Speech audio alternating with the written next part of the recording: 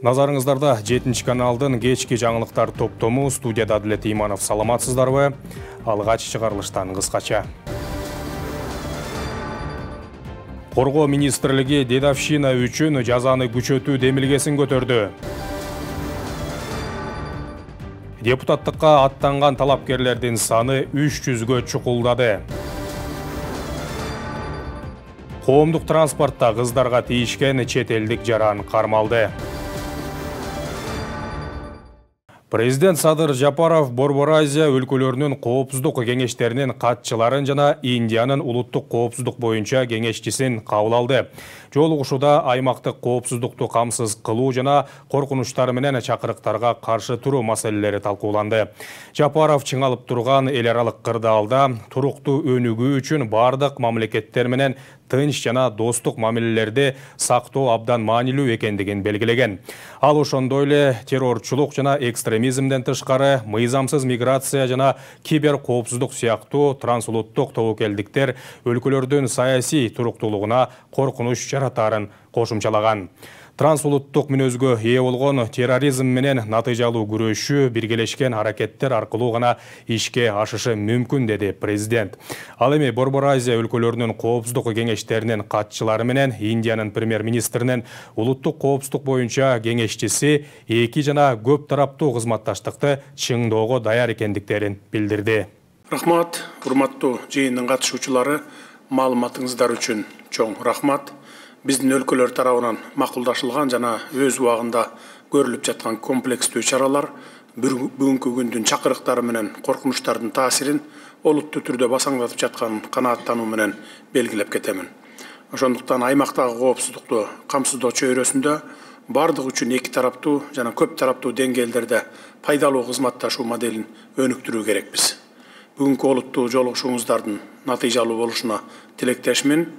Алдыга коюлган милдеттерди аткарууда биргелешкен аракеттер менен албан ийгиликтерге жетишүүңүздөрдү каалаймын. Бар болуңуздар, эсен болуңуздар, менин кесиптештериме салам айта барыңыздар. Бул арада Өзбекстандын Самарканд шаарында Азербайжан, Казакстан, Кыргызстан, Тажикстан жана Өзбекстандын аскер кызматкерлери катышкан ири биргелешкен машыгуулар өтүп жатат. Бул тууралуу өлкөнүн коргоо министрлиги билдирди.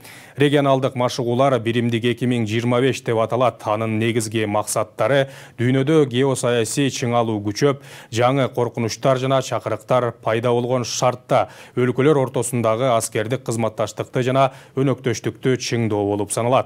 Машыгуулардын алкагында артиллерия, учкучсуз учуучу аппараттар, бронетехника жана башка курал-жарактар колдонулуп, окутуу согуштук тапшырмалар аткарылат. Мындан тышкары Борбор-Азия мамлекеттери менен Азербайжандын коргоо министрлеринин алгачкы жолугушуусу өтөт. Коргоо министрлиги армиядагы дедовщина үчүн берилүүчү жазаны күчөтүүнү сунуштады. Мыйзам долбоорунун негиздемесинде уставдык эрежелерди бузуу өздүк курамдын моралдык психологиялык абалына тартипке терс таасирин тийгизерин. Ал эми учурдагы жазалар жетиштүү болбой жатканы айтылган. Ушул себептен жоопкерчиликти күчөтүү демилгеленүүдө. Ага ылайык кызмат адамы же анын буйругу менен зомбулук көрсөтүү, коркутуп үркүтүү үчүн 3 жыл, ошол эле кылмыштан оор залал келтирилсе 3-6 жылга, ал эми кылмыш жооптуу кызматтагы адам тарабынан жасалса 6-дан 8 жылга эркинен ажыратылат. Ошондой эле бул берене менен козголгон иштерди токтотууга жол берилбейт. Жетекчиликке каршылык көрсөтүп, аны коркутуп үркүтүү үчүн 30-60 миң сом айып салынат же тартиптик аскердик бөлүктө 6 айдан 1 жылга чейин кармоо каралган. Ошол эле кылмыш зомбулук менен коштолсо 3-төн 6 жылга, согуш мезгилинде же ага тете абал шартта жасалса 6-дан 8 жылга камоо каралган. Бири-бирине баш ийбеген аскер кызматкерлеринин ортосунда мазактоо, катаал мамиле жасоо, зомбулук көрсөтүү үчүн тартиптик бөлүктө 3-төн 6 айга чейин камоо же 40 миңден 100 миң сомго чейин айып салуу сунушталды. Ошол эле кылмыштан ден соолукка залал келтирилсе 3-төн 6 жылга, оор залал келтирилсе 6-дан 8 жыл эркинен ажыратуу каралды. Аскердик тартипти бузгандар 5-тен 7 суткага чейин камалат. Борбордук шайлоо комиссиясы парламенттик шайлоону өткөрүүгө 700 миллион сом сарптайт. Бул боюнча тийиштүү токтом кабыл алынды. Ага ылайык мөөнөтүнөн мурда өтө турган парламенттик шайлоонун алкагында Бор шайкомдун чыгымдарына 382 миллион сом, округдук шайлоо комиссияларына 259 миллион, чет өлкөлөрдө жүргөн кыргыз жарандарынын добуш берүүсүнө шарт түзүүгө 58 миллион сом жумшалат. Бул өнөктүккө 30 округдук шайлоо комиссиясы жана 2622 участкалык комиссия, анын ичинде 100 чет өлкөлөрдө жалпысынан 25 миңден ашуун киши иштейт. Ал эми бүгүнкү күнгө карата жогорку кеңештин депутаттарын мөөнөтүнөн мурда шайлоого катышуу ниетин билдирип, арыз тапшыргандардын саны 287-ге жетти. Бул тууралуу Боршайкомдун төрагасынын орун басары Абдыжапар Бекматов билдирди. Анын айтымында номер 1 шайлоо округда эң көп талапкер болууда. Жалпысынан 18 адамдан арыз түшкөн. Андан кийин номер 19 округдан 15 талапкер, номер 3 округдан 14 киши арыз берген. Бардык округдарда активдүү иштер жүрүүдө. Талапкерлердин арасында депутат, журналист, мамлекеттик кызматкер, саясатчылар, жумушу жоктор, дарыгер, мугалимдер бар. Башкача айтканда, бардык тармактын өкүлдөрү талапкерлигин көрсөтүүдө, деди Бекматов. Бул арада Ошто мамлекеттик кызматкерлерге шайлоо өнөктүгүнө аралашпоо эскертилди. Бул тууралуу Ош шаарынын прокуратурасы өткөргөн жыйында айтылды. Мэрия билдиргендей, ага шаардагы укук коргоо органдарынын жетекчилери, мекеме ишканалардын жана аймактык башкармалыктардын башчылары, аймактык жана участкалык шайлоо комиссияларынын төрагалары катышты. Мында шайлоого мамлекеттик жана муниципалдык кызматкерлердин аралашуусуна жана административдик ресурска жол берилбестиги эскертилди. Бишкекте коомдук транспорттагы адепсиз жүрүм туруму үчүн чет элдик жаран кармалганын шаардык милиция билдирди. Социалдык тармактарда чет элдиктин кыздарга туура эмес мамиле жасагандыгы тартылган видео тараган. Окуя боюнча териштирүү жүргөн. Бишкек шаардык ички иштер башкы башкармалыгы тасмадагы кишинин өздүгүн тактап, райондук тергөө бөлүмүнө алып келген. Ага карата майда бейбаштык беренеси боюнча административдик протокол түзүлүп, материалдар белгиленген тартипте соттун кароосуна жиберилди. Мындан тышкары чет элдик өлкөдөн чыгарылары белгилүү болду. Милиция чет жактан келген меймандарды Кыргызстанда жүрүүдөгү мыйзамдарды жана эрежелерди так сактоого, коомдук тартипти, маданиятты жана каада салтты сыйлоого чакырат. Мыйзам бузуулар катталса, мыйзам чегинде чара көрүлөрү да эскертилди. Бишкектеги жер алдындагы жер өтмөк ноябрь айына чейин курулуп бүтөт. Бул тууралуу подрядчы компаниянын өкүлдөрү билдирген. Учурда Чыңгыз Айтматов проспектисиндеги жөө өтмөк казылып алынып, бетондоо иштерине даярдыктар жүрүүдө. Кененирээк кийинки сюжетте.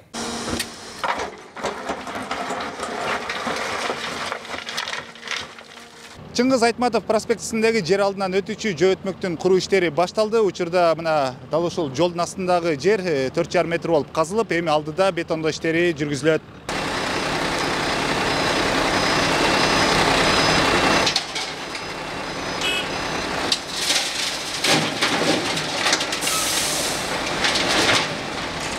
Бул кече 14 октябрдан баштадык, кече касып. Бүгүн мына буюрса касып бүтүп атабыз. Узундугу бул өткөлдүн 28 метр болот. Ошол азырынча баягы жерди даярдоо иши жүрүп атат. Жердин өзүнүн кыртышын. Бул жердин өзүн лабораторияга тапшырабыз. Андан кийин бетон иштери башталат. Бетон бүткөндөн кийин анан ошо өткөлдүн каркастары темир бетон заводунан куюлуп келет. Ошолорду берген монтаждоо иштери башталат. Кураштыруу, монтаждоо иштери башталат. Ошол бардык ошо жерде жумуштун убакыт мөөнөтү 15 күн. 15 күнүн ичинде ошо өткөлдү монтаждоо, анан гидроизоляция деп коет, сууга жамга каршы пленкаларды чаптайбыз. Ошол иштери менен 15 күнүн ичинде бүтүш керек. Буга чейин дал ушул көчөдө жер алдындагы жөө өтмөк жоктугуна байланыштуу унаа кыймылына дагы жөө жүргүнчүлөргө дагы ыңгайсыздыктар жаралып келген. Учурда узундугу 28 метр болуп казып алынган. Чуңкурга эми жакынкы күндөрү бетон куймалары алып келинет. Бул жумуштардын баардыгы ноябрга чейин бүткөрүү пландалган. Андан соң жөө өтмөктүн тепкичтери жана ички жасалгалары башталат.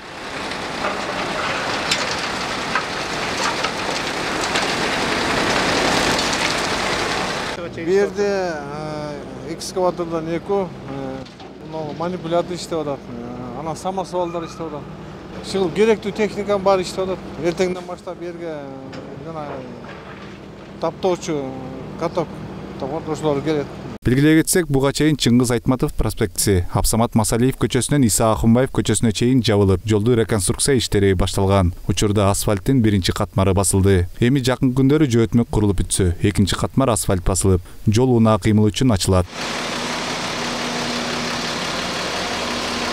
Дастан Жолдошов, Жумабек Ногоев, 7 канал.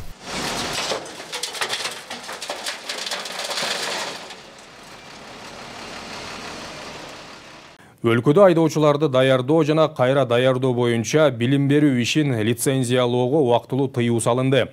Бул тууралуу токтом чыкканын министрлер кабинети билдирди.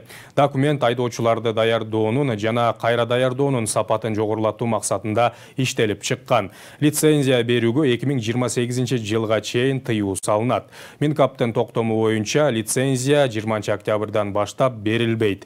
Мораторий мамлекеттик билим берүү мекемелерине жайылтылбай тургандыгы да айтылды.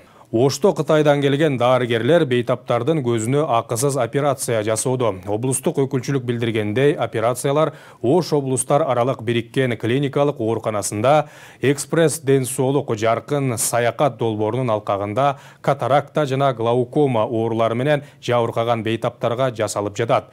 Долбоорго ылайык 23 октябрга чейин 300гө жакын операция жасоо пландалууда. Дагы 50дөй бейтапка глаукомасын дарылоо каралууда. Акысыз операциялардан тышкары көз микрохирургия бөлүмү заманбап медициналык жабдуулар менен камсыздалып, кыргызстандык дарыгерлер Кытайда тажрыйбасын арттыруу мүмкүнчүлүгүнө ээ болууда. Казак Эйр компаниясы Астана менен Бишкектин ортосунда түз аба каттамдарын ачат. Бул тууралуу Кыргызстан аэропорттору ачык акционердик коому билдирди. Маалыматка ылайык 10 ноябрдан тарта аба каттамдары жумасына 2 жолу дүйшөмбү жана бейшемби күндөрү ишке ашат. Тагыраак учактар Астанадан 14:00-дө чыгып, Бишкекке 16:50-дө консо, Бишкектен 17:50-дө чыгып, Астанага 19:00-дө жетет. Ар бир жаран электр энергияны үнөмдүү пайдалануусу зарыл. Бул тууралуу энергетика министрлиги билдирди. Мекеменин маалыматы боюнча өлкөдө жыл сайын калктын саны өсүүдө. Ага жараша жаңы шаарчалар, көп кабаттуу үйлөр, социалдык курулуштар салынууда. Ошондой эле заводдор, фабрикалар кеңейүүдө. Жолдор жарыктандырылып, технологиялар күн сайын көбөйүп жатат. Бул өз кезегинде электр энергиясынын күнүмдүк керектөөсүнүн жогорулоосуна алып келет. Ошол эле учурда дүйнө жүзүндө суу ресурстары азаюуда.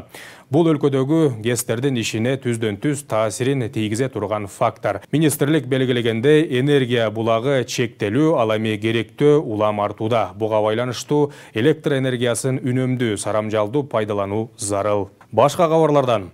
Парник газдарынан улам деңиз деңгээлинин жогорулашы дүйнө жүзү боюнча жээктеги шаарларды жок кылышы мүмкүн. Бул тууралуу Канаданын МакГилл университетинин окумуштууларынын изилдөөсүндө айтылган. Келечекте деңиз деңгээли көтөрүлүп, жээктеги шаарлар акырындык менен суу алдында калары күтүлүүдө, деп айтылат маалыматта. Окумуштуулардын тыянагы боюнча Африканын, Түштүк Чыгыш Азия, Түштүк жана Борбордук Американын жээктеги шаарларындагы курулуштар суу каптоо коркунучу жогору болгон аймактарга кирет. Мында деңиз деңгээли 2100-жылга чейин 20 метрге көтөрүлсө, изилдөө жүргүзүлгөн аймактагы 840 миллион имараттын 136 миллиону жабыркайт. Курулуштардын көбү калк жыш жайгашкан ойдуң жерлерде болгондуктан порттор, инфраструктура жана маданий мурастарда жабыркашы мүмкүн экендиги айтылды. Климаттын өзгөрүшү жана деңиз деңгээлинин көтөрүлүшү океандын жанында жашабаганыбызга карабастан баарыбызга таасир этет, деди университеттин профессорлору.